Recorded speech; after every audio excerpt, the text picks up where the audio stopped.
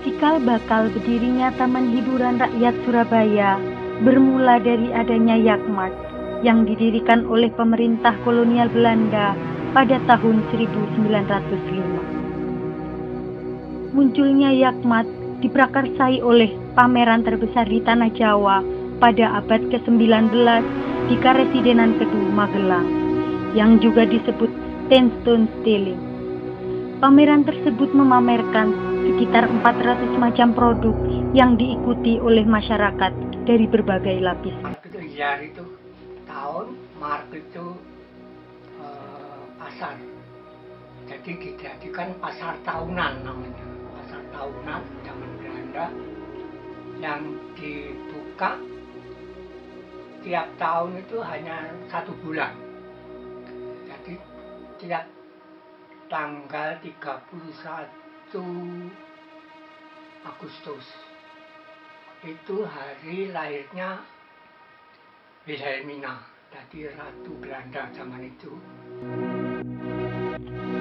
Sebelumnya, tempat penyelenggaraan Yakmat berpindah-pindah karena disebabkan lokasi yang tidak memadai. Tujuan dari didirikannya Yakmat tersebut adalah untuk memamerkan hasil bumi, produk kerajinan, dan barang dagangan lain. Selain itu, Yakmat juga dimanfaatkan sebagai sumber pendapatan pemerintah kolonial Belanda untuk menambah kas negara. Digelar di situ sebagai contoh bahwa tanaman-tanaman di Indonesia itu bagus sekali dan itu berguna untuk impor, untuk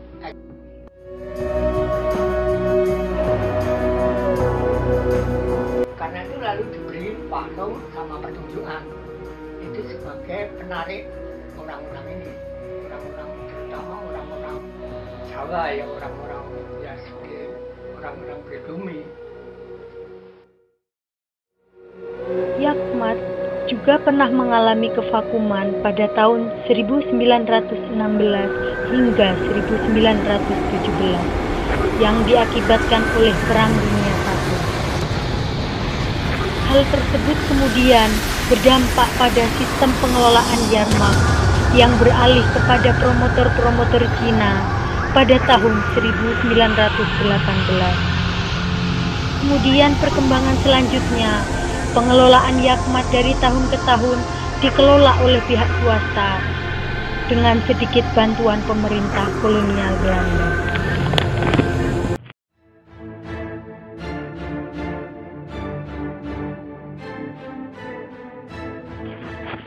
Pada masa kependudukan Jepang, Yakmat dialihfungsikan sebagai benteng pertahanan. Selain itu, lahan kosong di lokasi Yakmat digunakan sebagai tempat penanaman jarak. Jadi dengan datangnya Jepang, THR itu habis sudah, tidak boleh, karena orang Belanda musuhnya orang Jepang, jadi sudah tidak ada.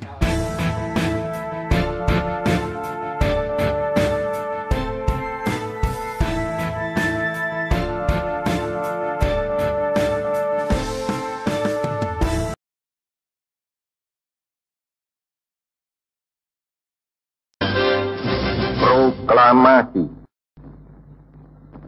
Kami, bangsa Indonesia, dengan ini menyatakan kemerdekaan Indonesia.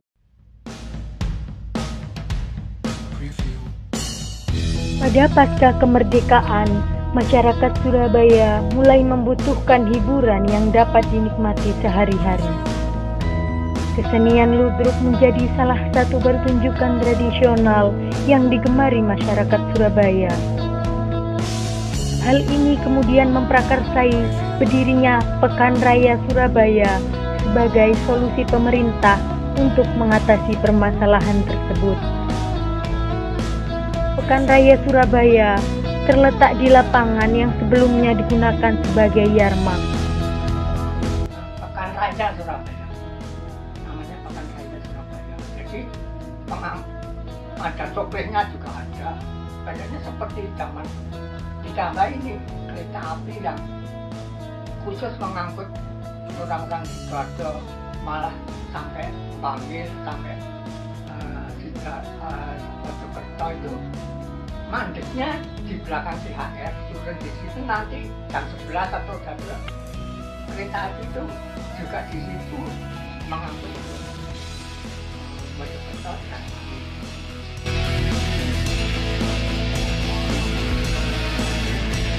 Maka pemerintah mengambil alih tempat tersebut pada tahun 1960-an. Pemerintah Kota Surabaya menjadikan Pekan Raya Surabaya sebagai tempat hiburan permanen dan dibuka setiap hari. Pemerintah Kota Surabaya menamakannya dengan sebutan Taman Hiburan Rakyat Surabaya yang sesuai dengan Keputusan Wali Kota Kepala Daerah Kota Praja nomor 284/K tanggal 3 Mei 1961.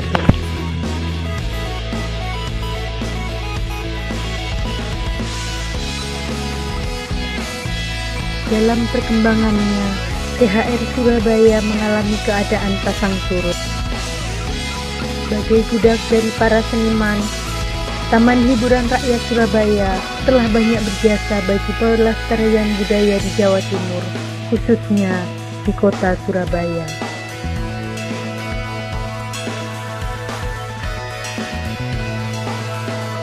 Pak Robo di sini sempat mau diusir oleh Pemkot, ya, tapi saya mempertahankan sampai hari ini. Kalau kesenian tradisional, terutama wayang orang, ketoprak dan duduk, ya kasarannya ngomong saya pertahankan sampai detik sekarang nggak bisa.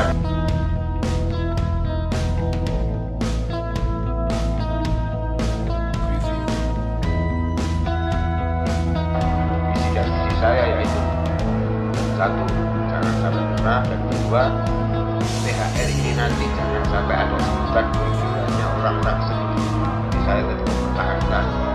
Salah satu contoh, saya sudah berkarya termasuk anak-anak PAUD ini sampai SD, SMP itu sudah saya didik dan dia sudah bebas dan mendapat aturan jempol dan ini dan saya dipanggil di shooting.